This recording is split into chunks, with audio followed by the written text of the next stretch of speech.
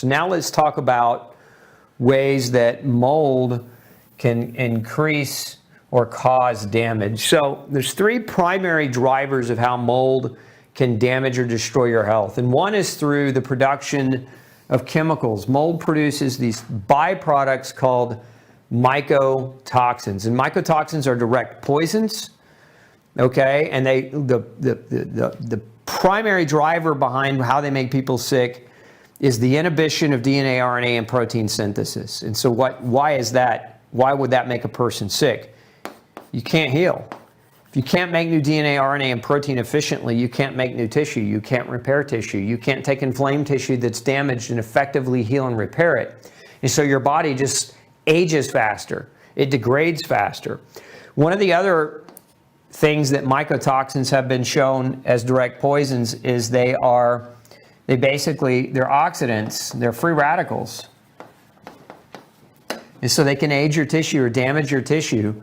Mold poison mycotoxin has been kind of associated with the same type of damage as low dose radiation. If you look at low dose radiation exposure and health symptoms, look up mold toxicity right next to it. You're going to find a lot of the same symptoms. It's because when you have antioxidants, or rather oxidants, sucking up all of your antioxidants, creating accelerated damage, this is what low dose radiation can do over time as well. So they look very, very similar, but as a direct poison, they cause free radical damage leading to oxidation, which burns through your antioxidant status and really can damage you over time. Basically, it accelerates the aging process. This is why some people in mold feel like they're aging aggressively, right? And again, one of the big areas that we'll see mistaken with age is eyesight. When you're in mold, your vision deteriorates, and one of the reasons why is mycotoxin exposure. Eyesight deterioration is very, very common. It's one of the things we see sometimes happen first, where somebody's like, I'm turning 45, maybe my vision's just getting old and I'm not seeing as well. No, now I'm not saying that age can't affect vision, but if you have had great eyesight and then all of a sudden your eyesight starts to deteriorate, you really want to think here because of the damage happening to the eye. Now, so that's one way, is mycotoxins, right? Mycotoxins can affect you.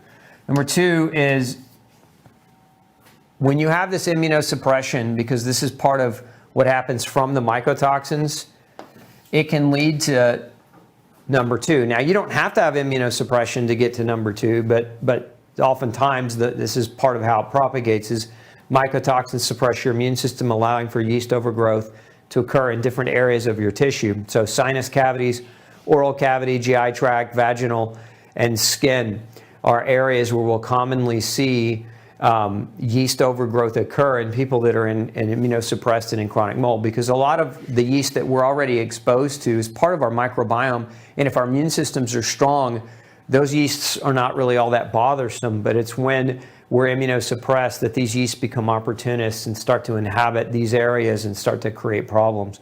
And one of the things, and we talked more in depth, and I won't go too in depth tonight about it, but we talked about how yeast overgrowth, yeast can produce proteins that mimic gluten exposure. So you can actually, if you're gluten-free and you've been 100% gluten-free, grain-free, but you have a yeast overgrowth, you can start behaving, your body can start behaving as if you're getting exposure. And another one, as I mentioned before, is oxalate intolerance, and that's because some yeast produce oxalates, and so you're driving up oxalate production inside the body, where, remember what an oxalate is, it's a tiny microscopic crystal, and if those crystals are shooting through your body, not only do oxalates, can they form and bind with calcium to form kidney stones, but they can lodge in your tissue. And this is one of the reasons why a lot of times we'll see people with yeast overgrowth and high oxalate, they'll have muscle pain and aches and joint pain and aches, because those microscopic sharp crystals are lodging into their tissue, creating that inflammatory process and pain. A lot of times, let's blow this up here, because I get this a lot too when people go see like an allergist, and the allergist says, "Oh, there's no such thing as mycotoxin poisoning." So I just want to dismiss that, right out of the gate here. So this is directly, this is not new research. This is published in 2003. So this is published in the journal Clinical Microbiology Reviews. So it's not like chump change science, folks. This is direct excerpt, right? So we have mycosis. What does mycosis mean? Mycosis refers to the yeast. Let's bring that back up. We lost it. Mycosis refers to the yeast. Okay, so yeast directly, right? So mycosis. Whereas down here, you can see in contrast to mycoses, you have mycotoxicosis. So mycotoxicosis is when you're poisoned by mycotoxins, okay? Poisoning by natural means. This is mycotoxicosis. That's this.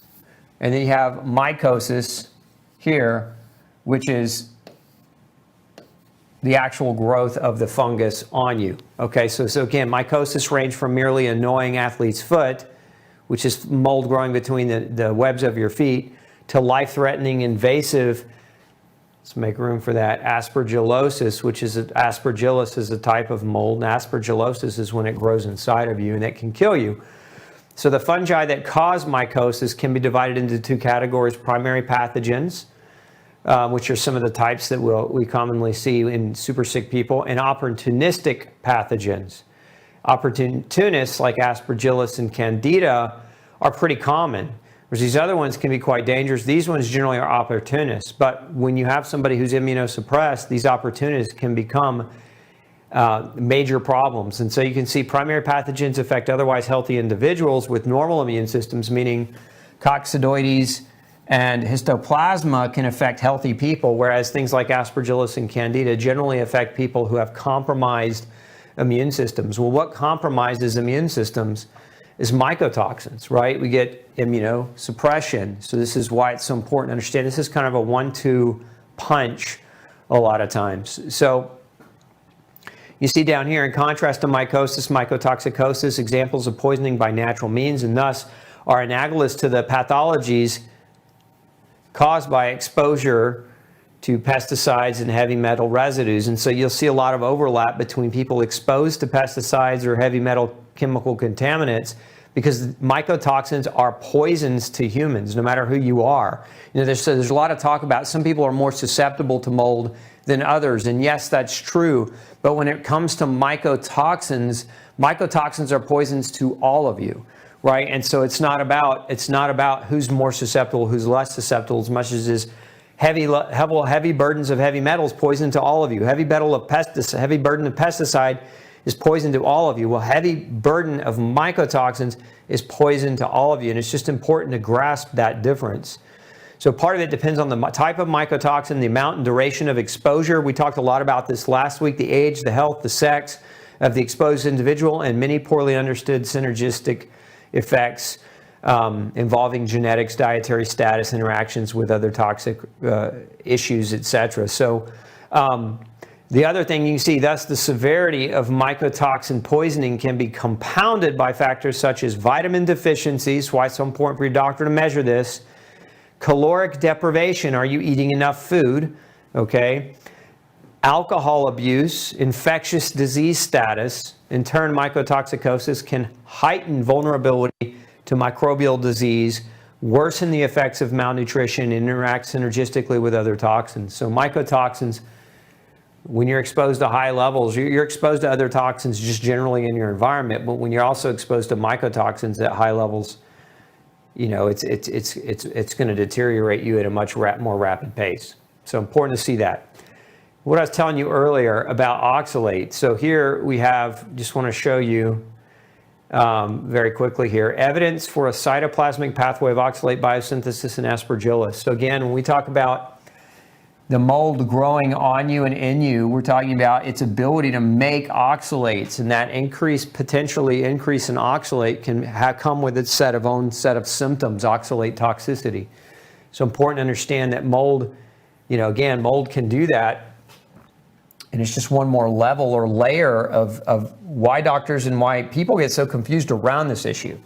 Let's talk about a third way that mold can impact you, and that's through an allergic response. Now, this is the one that most doctors agree with. They'll say, yeah, you can be allergic to mold. So you go to the GI doctor, or not the GI, but the immunologist or the allergy doctor, and generally they'll measure you for what's called an IgE, right, reaction, which is the kind of the classic hallmark symptoms of allergy: the itchy eyes, the sneezing, wheezing, coughing, the histamine release. That would be like hives on the skin or rashes on the skin, and histamine intolerances, right? So this is IgE. And so, but look here, there's IgG and there's IgA that can also occur. You can be having an immune response to mold in these ways. It's not just IgE. So again, if you go to the allergist, they typically, all they measure is this. They usually only measure that pathway. They're not, I've talked to allergists. These are guys that were trained in medical school, tell me that they don't believe that people can have IgG or IgA reactions. I'm like, you're an allergist. How could you not believe that? It's crazy. But it's the reality, right? So IgE is what generally gets measured. And if you don't have that acute response, that classic response, then they dismiss it, right? So all those other things we just talked about, yeast overgrowth and mycotoxin poisoning, not being measured, just completely dismissed, right? It's basically just a very non-comprehensive approach to the issue around mold, right? And then you get IgG and IgA responses, and these generally form what are called antigen antibody complexes. And these antigen antibody complexes,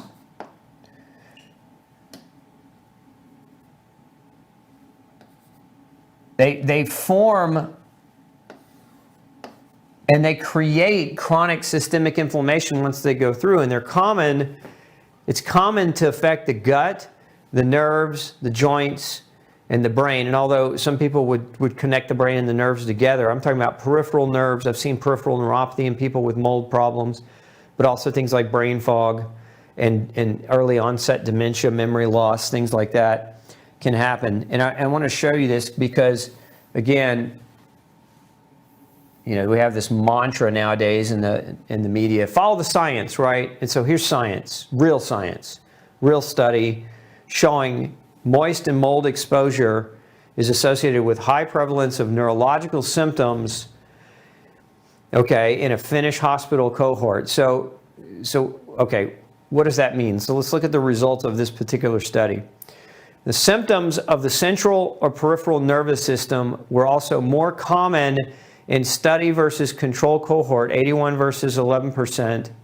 Fatigue was reported in 77 versus 24%. So in the mold-exposed people, fatigue was common 77% of the time.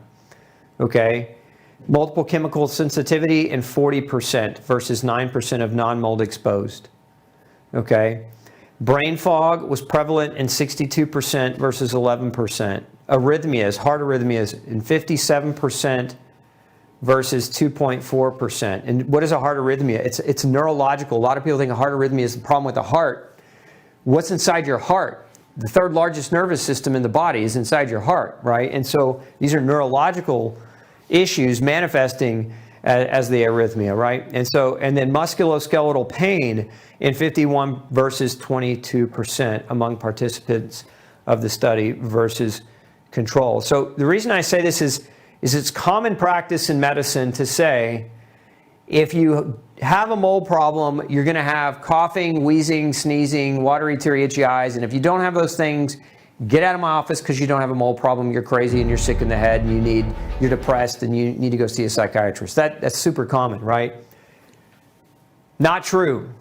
Not true, right? Follow the science. This study was published in 2020. This is not.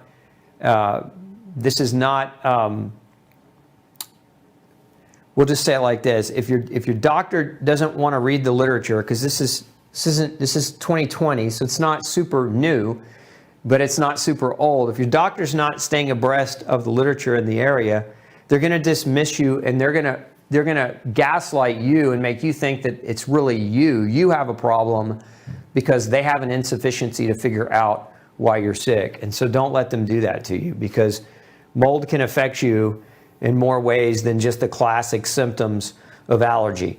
And I get sick of it because I see so many people who are so sick and they could have been helped years earlier if they just had a doctor that would look at this a little bit more closely. Something else I want to show you here. So the impact of fungi on immune responses, because going back to what we're talking about, spores and fungal fragments found in indoor and outdoor environments originate from opportunistic fungi, and they can contribute to inflammatory responses, causing a broad range of symptoms.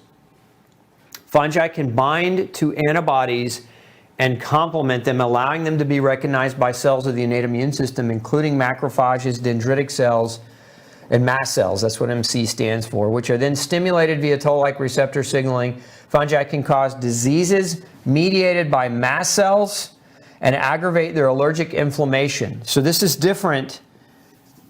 This is a little different than just this. What we're really talking about is this over here, right? The part that most doctors ignore is what this study is referring to, and that's what I want you to understand.